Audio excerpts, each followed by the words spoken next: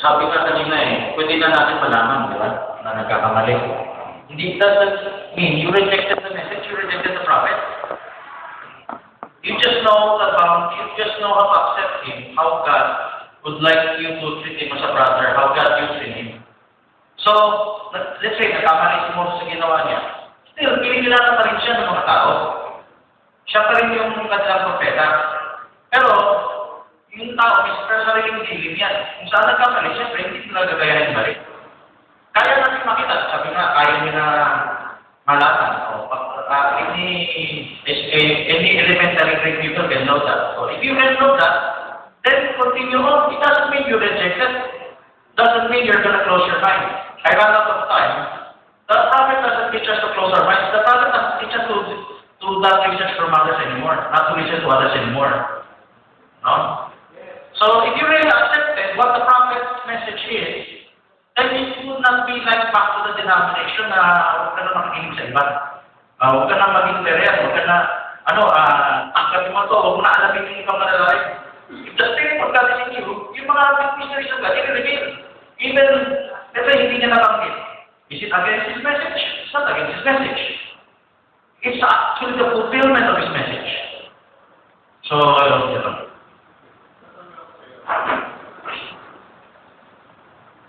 how can you say that Brother Branham is wrong in certain things when you don't even know what the message says? that is hello. I'm not claiming to be perfect in everything. I'm just taking your word from it. Now you accept. Now you can know certain things. No? Now, it should not be a wholesale judgment. Hindi mo alam lahat. Hindi mo alam eh. O lahat hindi mo alam. Yung small things na pwede malaman, na-confirm, kaya that's a wording yun. It's like that. Tanggapin na lang yun. Okay? He said, how can you know? There's nothing that you can know that even if you have confirmed, yun na yun. Pero, is it right na everything, you don't know the message, tapos. You rejected the prophet's message, tapos. And you will pay it to the other people na gano'n na lang. Okay, that's the wrong kind of treatment of America. Ilang paulit sinayin mo tungkol sa message, ay mali na. Brother, I said, ang tagal na kasi yun. Sa abot ng maalala, yung pinamit ko yung buhok, judge, okay? Let's say, hindi lang ganun ka-eksakto. I'm going to ito naman eh. You can tell me, ito yung exactly na sinabi. Actually, hindi ko na makita sa aming coach yan. If someone can show me, why not? Di ba? Usually, it's not something na I'm better than you all. Pero, pardon me, yung lumalaman eh. You have a better understanding than the message. It's not better, it's like this. I said, the prophet recognizes and respects others. If the prophet recognizes and respects other people, it doesn't mean hindi ka na pwede magsalisik sa iba. Ibig sabihin, tinuturuan din niya tayo para paano maging open. It's also the prophet's message. Okay? The prophet taught us to respect the messenger. It's like this. Like doing what you're doing, you're not showing respect to the messenger. It's okay. You have a greater understanding than the prophet. Okay, the prophet said it's wrong. Hindi ko na mabasa ko yung dinensyon ng prophet. Sabi ng prophet, dapat open tayo for sharing. No? Kung may kayo pakita mo sa akin. Meron papakita, pwedeng magkamali o pwedeng magkamali ka. Pero makikitaan din tayo sa Word of God. Kung meron tayong humble heart. Yan yung part ng prophet's message na inuulit ko lang. Siyempre, I don't have time to read that. Okay? Marami pa iba. So I hope it's not a misrepresentation na parang what's something better than the prophet. Something higher than yan. It's also part of his message. Okay?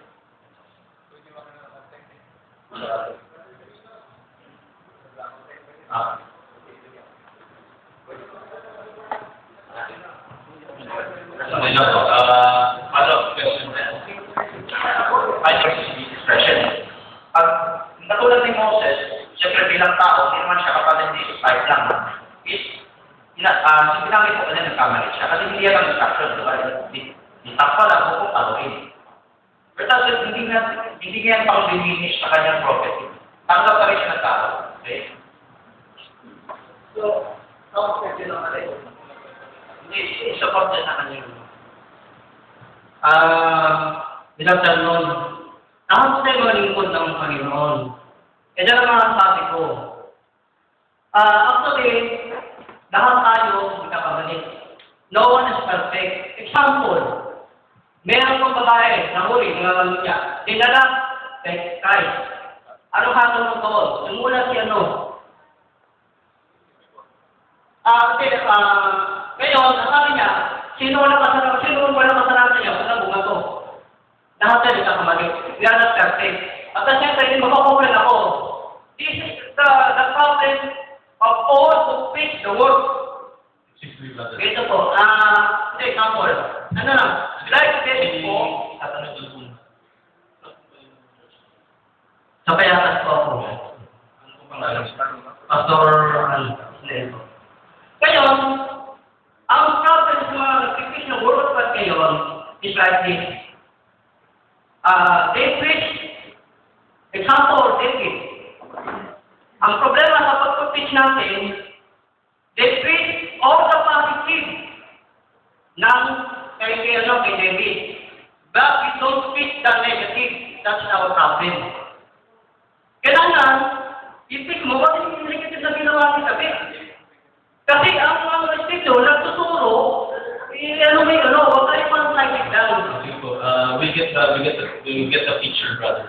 Oo. Kasi po, nasa question and answer portion po tayo. Kasi support na sa niya. Kasi, after ko yung dedo to sa kanya. Ang dedo to, kasi hindi yung mga support ko. Yung mga, so it's po yung mga, dahil po, ito din Diyos, meron tayong negative. Hindi lang positive, hindi negative side, may action lang tayo. Hindi lang ito yung puro positive. Dati hindi po maganda po atin. Yan lang po.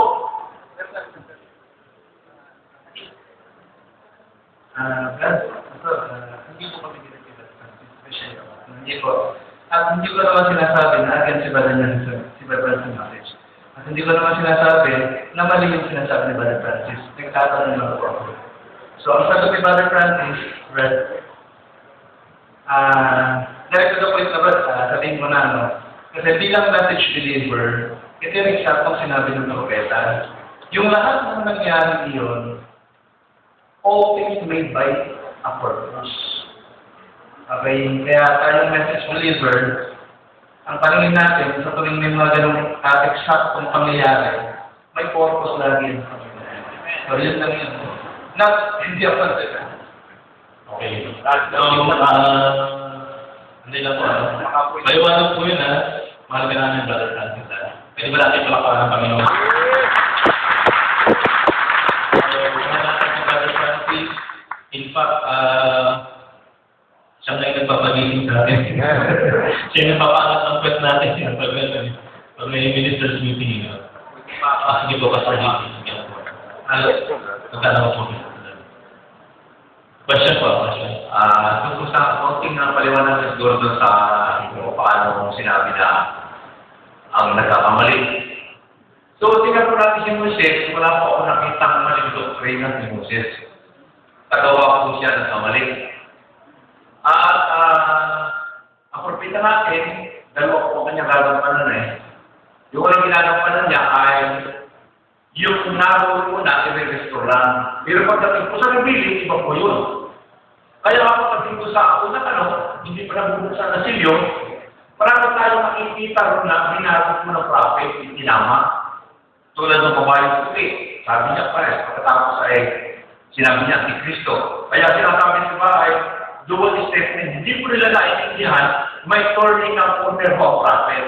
Nagpapuksan po ang silyo, siya po ay nag-turn ng corner, at pag nabuksan ang silyo at nag-turn ng corner, yung po ay infallible na lahat, wala na pong pagkakamali ang prophet yun. Inabi ng prophet na nakakamali siya ng mga nakaraan, prophet, hindi pa yung nakaka-focus na Revelation 7. Pero nung tumutong na siya sa Revelation 7 na office, yung po ay tinawag ng prophet na sabi, hindi kayo kumakain. Ano ba pagkasabi ninyo? Ano ba? Nilagay sa ibabaw ng altar eh.